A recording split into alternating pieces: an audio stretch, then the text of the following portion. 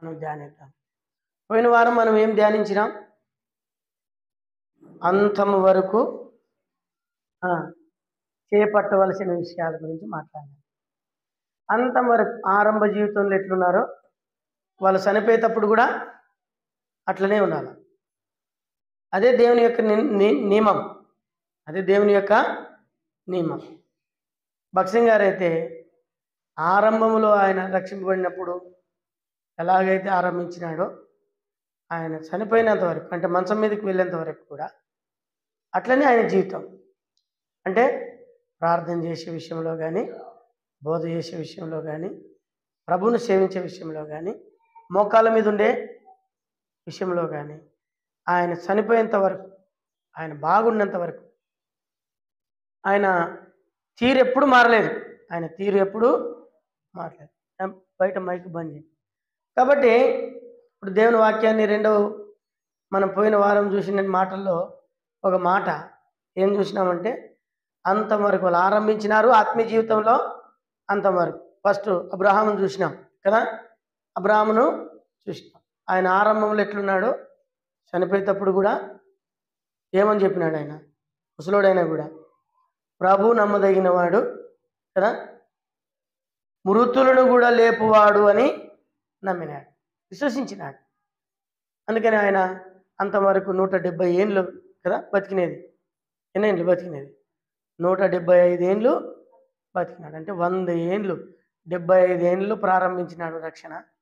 100 ఏళ్ళు తన ఆత్మ జీవితంలో ఎక్కడ ఒడిదుడుకు లేకుండా జీవించినాడు. అంతం వరకు కూడా అట్లనే జీవించినాడు. మనం కూడా అట్లనే జీవించాలా. తర్వాత యోబు ఆరంభంలో ఆరంభంలో భయభక్తులు కలిగి ఉన్నాడు. అంతవరకు ఎట్లున్నాడు? 140 ఏళ్ళు బతికినాడు ఆయన కదా. ఎన్నేళ్ళు? 140 సంవత్సరాలు బతికాడు. పిల్లలు, కుమారులు, కుమార్తెలను 4 తరాలను చూసినాడు. ఎన్ని తరాలు? 4 తరాలు చూసి కాలం గడిచిపోయింది ఆయనకి.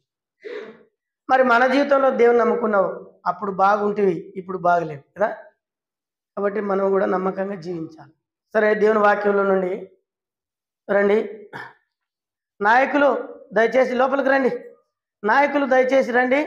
పీటర్ గారు, నాగేశంగా, ఎలీషా గారు, ఆయన నాయకులు. వాళ్ళు ఈడు వాక్యం మీద దిగులు లేదు చూడు వాళ్ళకి. చదవండి దేవుని వాక్యంలో. అంతవరకు మనం ఇంకా ఎట్లుండాలా, అంతవరకు ఎట్లుండాలనే పదాన్ని మనం తీసుకున్నాం. రండి, 1 పేతురు పత్రిక 4వ అధ్యాయం. 1 పేతురు పత్రిక 4వ అధ్యాయం 7వ వచనం అందరం కలిసి చదువుకున్నాం. 1 పేతురు పత్రిక 4వ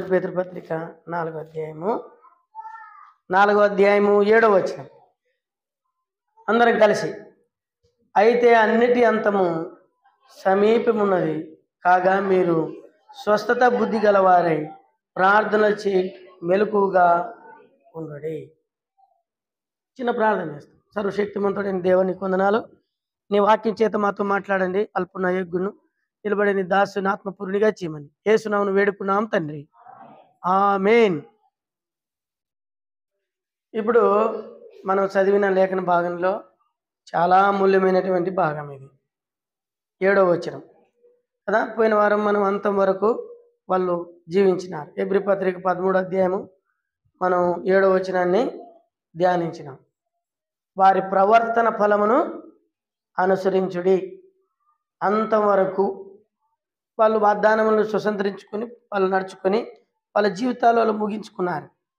అయితే రెండవ భాగంగా దేవుడు మనతో మాట్లాడే మాట ఏంటంటే, అంతము అన్నిటి అంతము, అయితే అన్నిటి అంతము సమీపమై ఉన్నది కాగా మీరు స్వస్థత బుద్ధి గలవారే ప్రార్థన చేయుటకు. అన్నిటి అంతం. ఇప్పుడు ఏమైంది చెప్పండి? అన్నిటి అంతం. అన్నిటి అంతం అంటే ఏంటి? ప్రపంచమే మారిపోతుంది. ఏకంగా చెప్పేసినాడు జాన్ మార్క్ గారు కదా. ప్రపంచమే మారిపోతుంది. ఎట్లా మారిపోతుంది? అన్నిటి అంతం అంటే కాలం అంతా సంకుచితంగా ఉంది. కాలము ఇంకా చెప్పాలంటే ఇంకా మనం ఎప్పుడు దేవుని రాకడ వస్తుందో మనకు తెలియదు.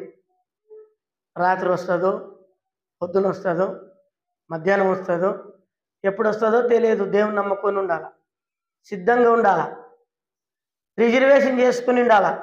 మన భాషలో చెప్పాలంటే రిజర్వేషను చేసుకొని ఉండాలి. పలానా తారీఖు పలానా డేట్ వస్తుందంటే ఎట్లా రిజర్వేషన్ చేసుకుంటామో ప్రభు చెప్పలేదు, కానీ ఎప్పుడు వచ్చినా రిజర్వేషన్ చేసుకుంటే రక్షణ అనేటువంటి రిజర్వేషన్ ఉంటే నువ్వు ఖచ్చితంగా ప్రభు దగ్గరికి పోతావు.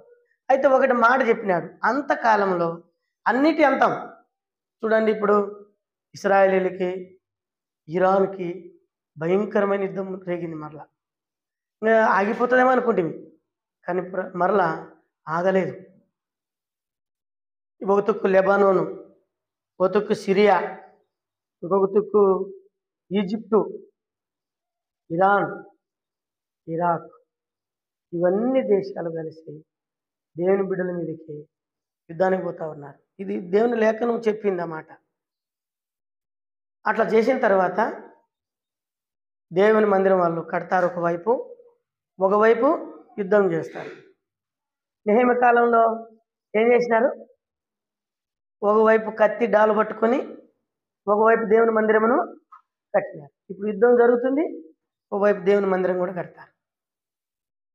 ఈ సమయంలో అమెరికా కూడా ఇస్రాయేల్కి సపోర్ట్గా ఉంది. అదొక దేశమే ఉండేది, మిగతా దేశాలు ఎంటర్ లేవు, ఇంకా పెద్దగా అవుతుందని. ఆ సమయంలో ఇస్రాయేల్ దేశానికి సపోర్టుగా ఇది పోతే చైనా దేశము, తర్వాత రష్యా కదా, ఇవన్నీ కూడా ఇశ్రాయేలులకు వ్యతిరేకంగా దాడులకి దిగుతారు. దీన్ని అంతము అంటారు. దీన్ని ఏమంటారు?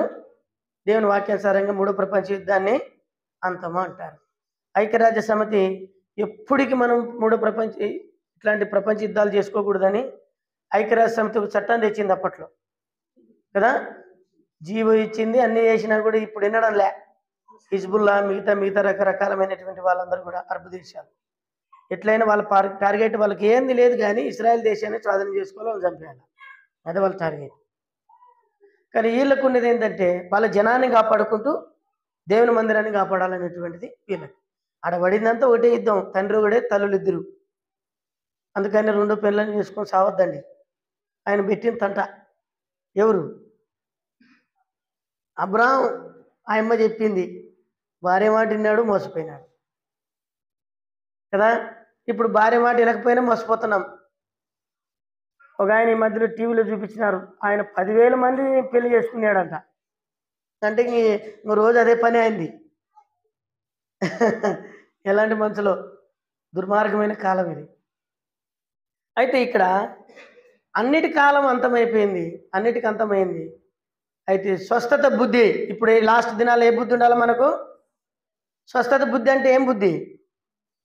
స్వస్థత బుద్ధి అంటే ఏం బుద్ధి చెప్పరు చూడి. అంటే మనకు స్వస్థత బుద్ధి ఉంటే చెప్తారు. స్వస్థత బుద్ధి అంటే ఏం బుద్ధి? మంచి బుద్ధి. మంచి బుద్ధి ఉందే నీకు? దేవుడు ప్రశ్నిస్తున్నాడు, ఏ బుద్ధి ఉండాలి మనకు? మంచి బుద్ధి. బైబిల్లో కొన్ని బుద్ధులు ఉన్నాయి. సుబుద్ధి బైబిల్లో కదా. ఇంకేం బుద్ధి? దుర్బుద్ధి. సుబుద్ధి ఉంది కదా, సుబుద్ధి, దుర్బుద్ధి.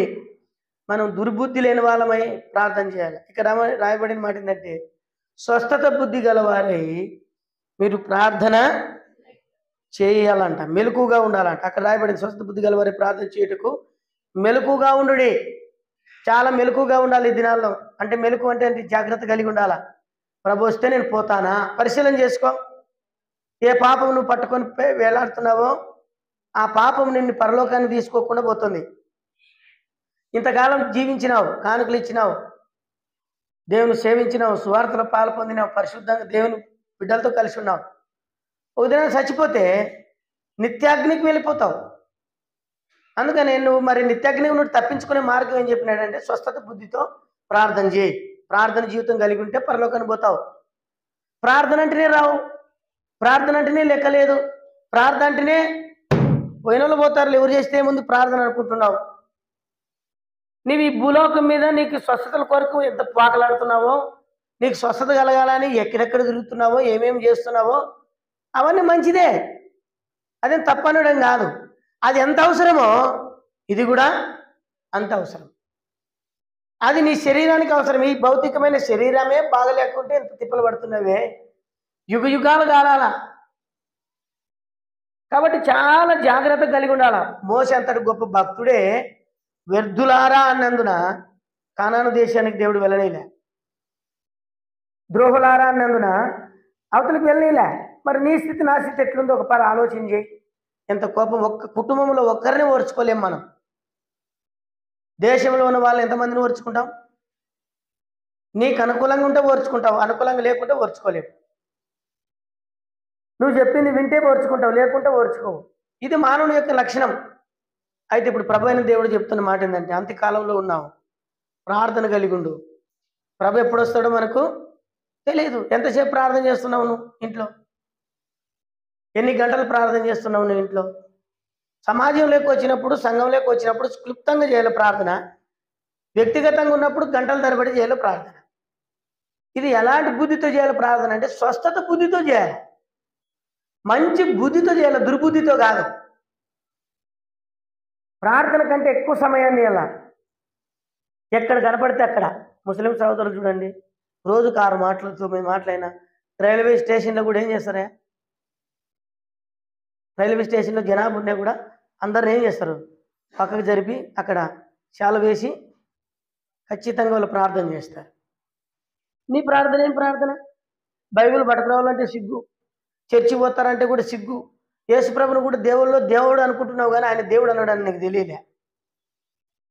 లోకంలో ఉన్న ఆచార ప్రకారంగా ఆశ్రయిస్తున్నావు, కానీ ఆయన పరిశుద్ధుడైన దేవుడు అని నీకు తెలియడం లేదు. కనుక ఎరుగు, ఇది నీకు అవసరం. మెలకుగా ఉండు. అంత్య దినములో మనం మెలకు కలిగి ఉండాలి. అంత్య దినములో చేపట్టవలసిన రెండవది ఏంటంటే ప్రార్థన జీవితం కలిగి ఉండాలి. దేవుని వాక్యంలో చూడండి, రండి. అంతంలో మనం ఉండవలసినటువంటి మత్తయి సువార్త 24వ అధ్యాయం 42వ వచనం యేసు ప్రభు చెప్పినాడు. మత్తయి సువార్త 24వ అధ్యాయం 42వ వచనం. కావున ఏ దినమున మీ ప్రభు వచ్చునో మీకు తెలియదు గనక మెలకుగా ఉండుడి. ఏ దినమున మీ ప్రభు వచ్చునో మీకు తెలియదు. కింద ఉదాహరణ చెప్పినాడు. ఏ దినమున మీ ప్రభు వచ్చినా తెలియదు అంటే ఇక్కడ దొంగకు పోల్చుకున్నాడు ప్రభు. ఇక్కడ ఎవరు పోల్చుకున్నాడు? దొంగకు పోల్చుకున్నాడు. యేసు ప్రభు ఏందయ్యా దొంగకు పోల్చుకోవడం ఏంది కదా? వింటున్నారా? దేవుడు ఏంది దొంగకు పోల్చుకోవడం ఏంది? దొంగ మొట్టమొదటిగా దొంగ చేసే పని ఏంటంటే చెప్పిరాడు కదా. దొంగ ఎప్పుడు వస్తాడు? ఏమయ్యా గిరి చెప్పొస్తాడా దొంగ? ఏం దొంగ వచ్చి దొంగ దేనికి వస్తాడు? దోచుకుపోవడానికి వస్తాడు. ఎప్పుడు వస్తాడు? వాడు ఎప్పుడు వస్తాడో వాడికి తెలుసు, అది ఎవరికి తెలియదు. మరి దొంగ ఎందుకు? దొంగకి దొంగ వచ్చినాడు అనుకో, దొంగ వచ్చి మన ఇంట్లో పడినాడు. మన ఇంట్లో పడితే మన ఇంట్లో బాగా పీటరు లారీ వేసి తెచ్చిన ఆయిల్ డబ్బు పెట్టినాడు అనుకో. ఉదాహరణకి ఆయిల్ డబ్బు పెట్టినాడు. దొంగ ఏం చేస్తాడు? ఆయిల్ డబ్బు బాగుంది, భలే ఉంది అని తీసుకుంటాడా? ఏం చేస్తాడు? ఆయిల్ డబ్బు ఉంటే పక్కకు పారేస్తాడు. తర్వాత మా ఇంట్లోకి కానీ దొంగ వస్తే బీరు నిండంగా బట్టలే కనపడతాయి. ఇంకా బట్టలన్నీ చూసి ఇంత మంచి బట్టలు, అందమైన బట్టలు, పట్టు చీరలు, ఖర్దార్ బట్టలు అని అన్నీ చూస్తాడా? అవన్నీ పీక్ పారేస్తాడు పక్కకి. మరి ఏం కావాలి దొంగకి? బంగారు కావాలా? లోపల డబ్బు ఉంటే ఆ డబ్బు కొద్ది ఉంటే జోలు పెట్టుకుంటాడు, ఇంకా అది కూడా తృప్తి పడదు. అయితే లోపల ఇంకొక లాకర్ ఉంటుంది, దాన్ని చెక్ చేస్తే బంగారం అంటే అది ఆయనకి వస్తుంది. యేసు ప్రభు అందుకు పోల్చుకున్నాడు. విలువైన దాని కొరకు వస్తాడు దొంగ. దేనికి వస్తాడు? దొంగ వచ్చేసరిస్తే ఇప్పుడు బిడ్డలు నిజంగా పడతారు. మేము అవి తాగకూడదు. తాగబోతే ఎవరు గుడ్లు అట్టే తాగుతాయి, తాగు ఏమి తాగుతారు ఎప్పుడు అంటారు.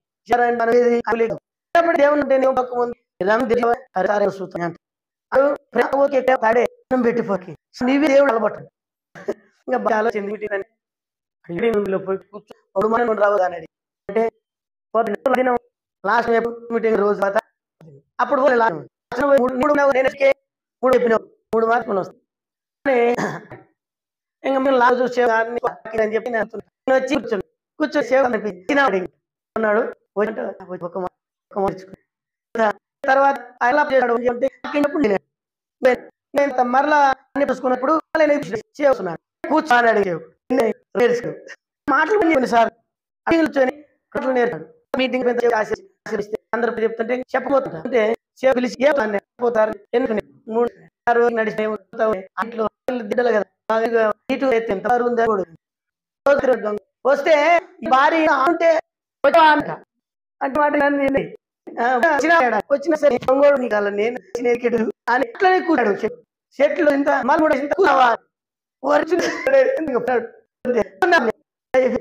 ఇంత తెలియదేకుంటేమో ఆ దొర మన తనకుండానే పారిపోతే కంటిపడు హృదయాన్ని పడతారు. ఇప్పుడు దొంగలు ఇంప్పుడు మనం తెలియ కన్నకుండా దొంగకుండా కొనుక్కోడంటే ప్రభు ఏమో తెలియదు ఏం చేయలేదు అంతంలో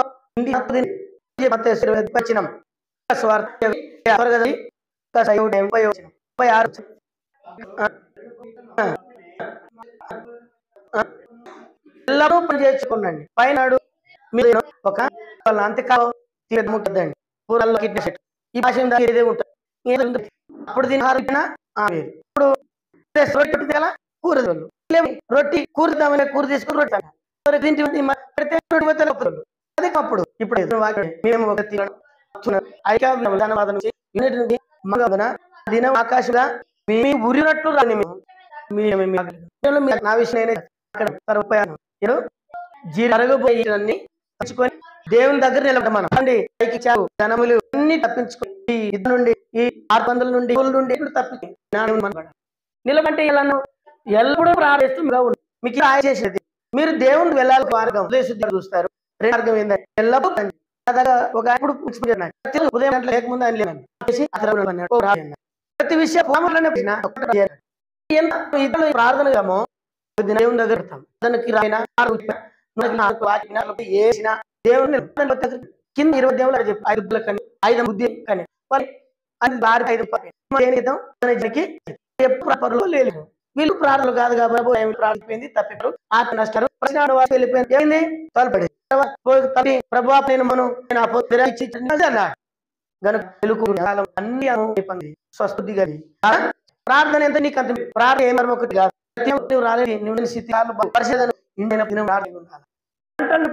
ప్రార్థన సముద్రం ఒకటి గాజీలది అన్నం నీళ్ళు వేసి ఆశ పొందిన రాస్తుంది. శక్తి ఊపిన వాళ్ళు కాదు తిన్నారు వాళ్ళ 40 ఆకాశం వాళ్ళ వచ్చి ప్రాణించే వాళ్ళు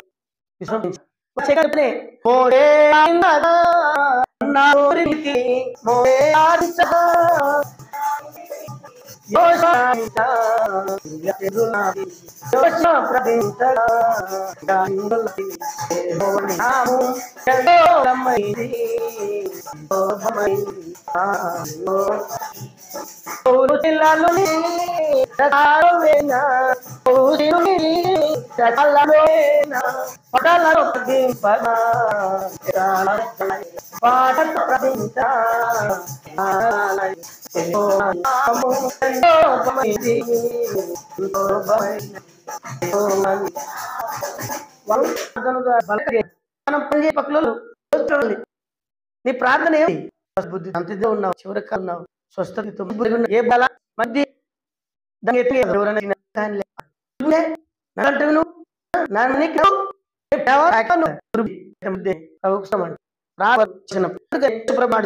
ప్రభు ఇంకో మాట ఏం 33 ఇంకా 2 లైన్లు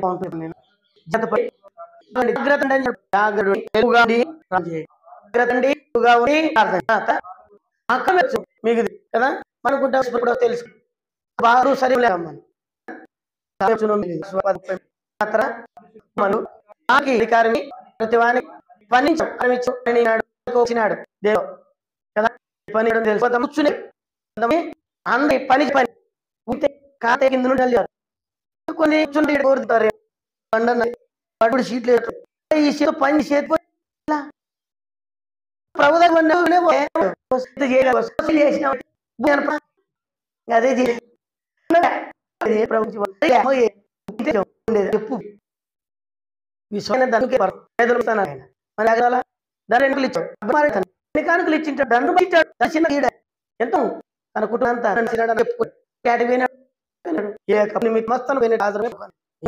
రాయబడి జత తర్వాత అందరు ఇచ్చినాడు మెలుకునండి అని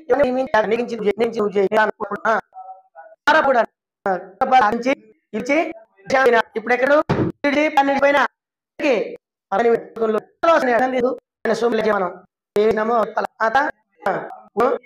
పొద్దునప్పుడు వస్తాడు కోడి వస్తాడు వస్తాడు వస్తుంది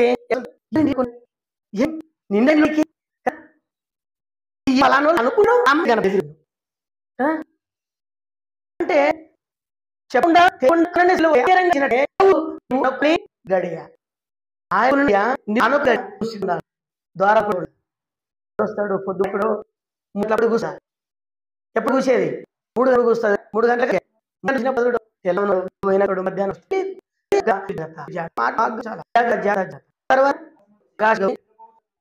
ప్రార్థుంటే నువ్వు మాట్లాడే ప్రార్థన లేకపోతే జీవితం చూస్తారా నువ్వు మెలకుడు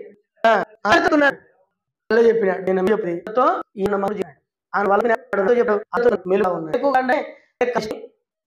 నెత్తి మీద రగ్గుని పట్టినప్పుడు అది ప్రభు ప్రార్థన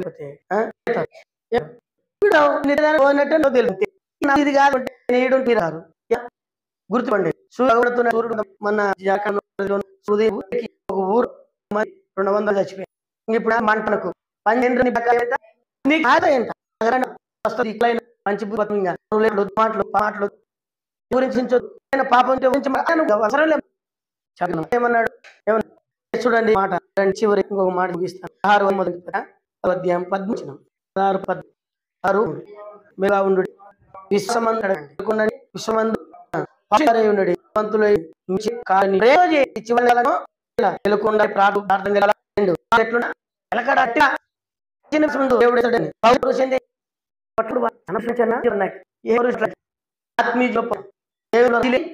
లేదు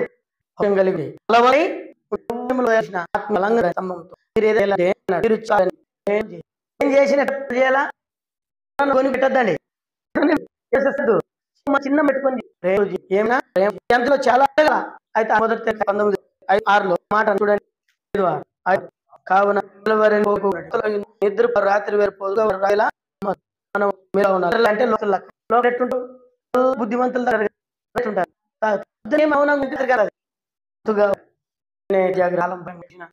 గబ్బులు జాగ్రత్త ఉండండి దినాపం నింపుకొని నాటినాడు ఎవరు మంది పిల్లలు ఆడపిల్ల బిడ్డలు జీవుడు బిడ్డ టీవీప్పుడు గుండెలు పోతాయి జాగ్రత్త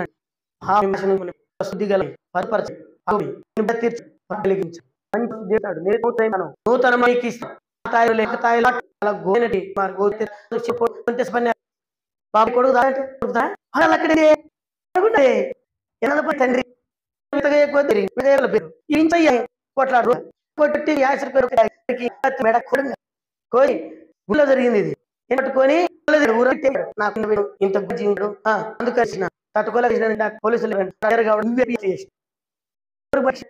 పాపం మనతోనే ఆగి వస్తారా దేవుని వారి చెప్పి కాండం మనం అవుతాం కదా ఈ ఏం చదువుతాం నేను ఉంటుంది జాగ్రత్త కాగలేదు కాపాడండి స్వామి ఎదురు చూడండి ఇప్పుడు మీకు ఉంది ఎరగమని ఇప్పుడు మీడియా చూసి మనం కట్టుగా జీవితానికి ఆత్మీయులు మోసాలు